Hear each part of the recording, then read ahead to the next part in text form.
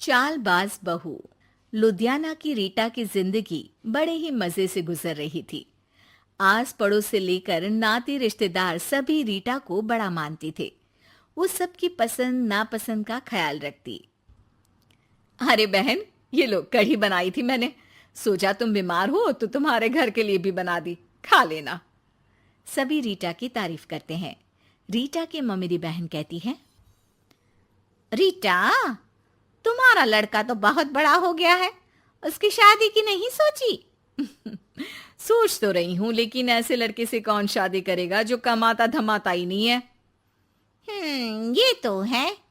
तू उसे समझाकर किसी काम पर क्यों नहीं लगाती? अरे क्या करूं बहन, समझाती तो बहुत हूं लेकिन समझता ही नहीं। किसी तरह कहीं काम पर लगा भी दो तो 2-4 दिनों में ही काम छोड़कर वापस आ जाता है। कहता है खुद का काम करना है। अगले दिन रीटा का बेटा मयंक कहता है, माँ, ये नेहा है, मैं इससे प्यार करता हूं और इसी से शादी करूंगा। अब लेकिन नेहा बेटा, ये तो काम ही नहीं करता, तुम खाओगी क्या? माँ जी, आप जो खाएंगी वही मैं भी खा लूंगी, लेकिन शादी तो मयंक से ही करूंगी। रीटा नेहा और मयंक की शादी करवा देती है। हे जी, देखिए तो, ये हमारा भाग्य है कि शहर की इतनी प्यारी पढ़ी लिखी लड़की हमारी बहू बनी।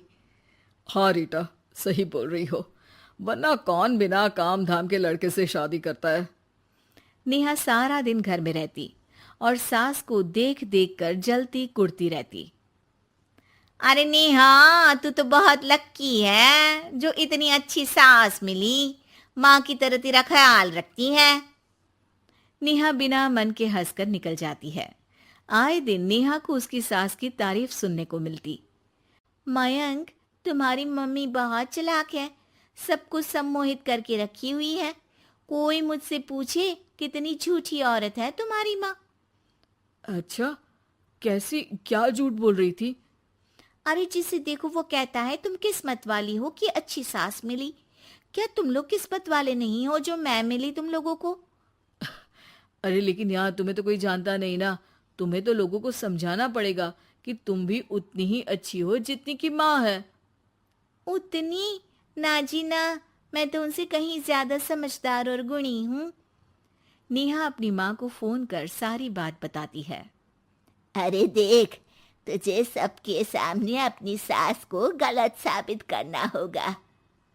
अगले दिन नेहा हाथ में टूथपेस्ट लगाकर घर के बाहर खड़ी होती है कि पड़ोसन उससे पूछती है, अरे नेहा बेटा, क्या हो गया?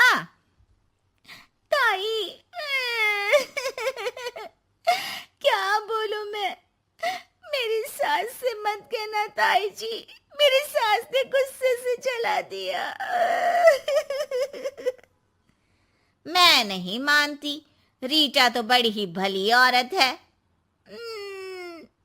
मेरा पति कोई काम नहीं करता ना, सारा सारा दिन ताने देती रहती है, कहती है तुझे खाना तभी दूंगी जब घर का सारा काम करेगी। पड़ोसन को नेहा पर तरस आ जाता है। वो सब जगह नेहा की कही बात फैला देती है।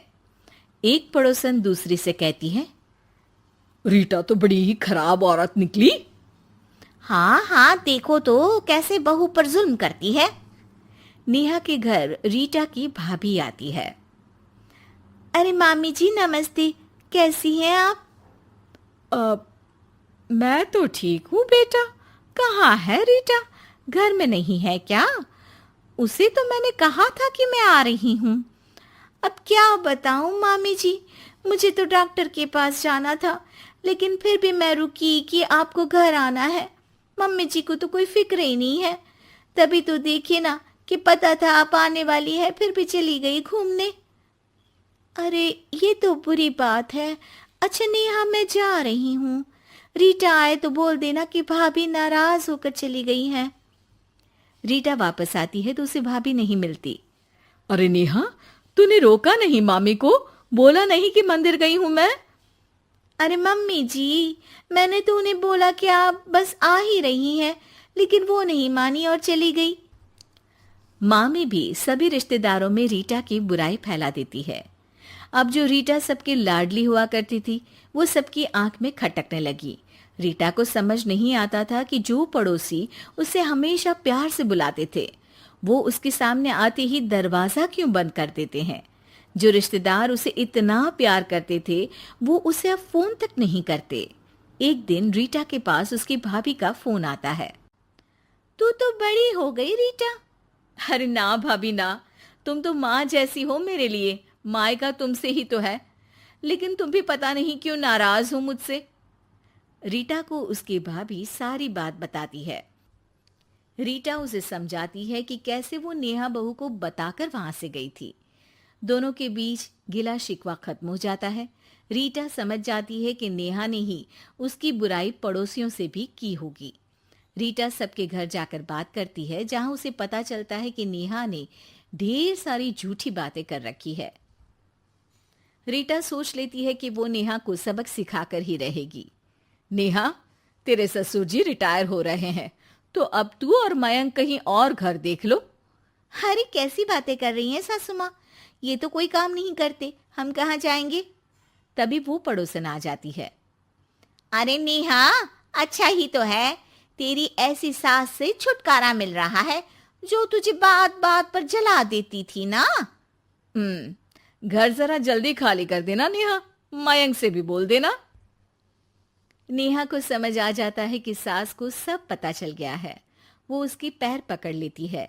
सासू माँ, मुझे माफ कर दीजिए, मैं आगे से ऐसा कभी नहीं करूंगी।